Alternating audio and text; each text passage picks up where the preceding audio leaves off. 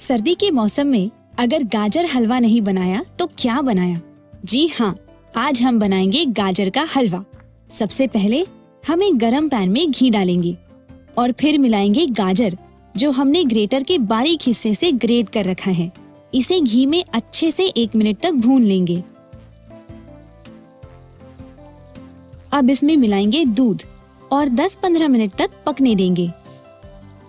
ध्यान रखें कि आप इसे नॉन स्टिक पैन में ही पकाएं ताकि नीचे ना लग जाए।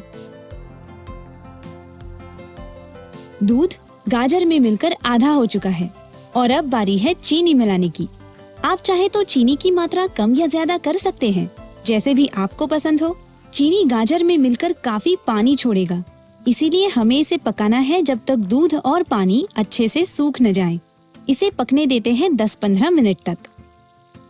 अरे वाह, पानी अच्छे से सूख चुका है और हमारा गाजर हलवा भी लगभग पक चुका है। बस इसमें मिलाना है भुने हुए इलायची का पाउडर और बारीक कटे हुए बादाम और हमारा गाजर हलवा तैयार है। इसके ऊपर से सिल्वर फॉइल डालें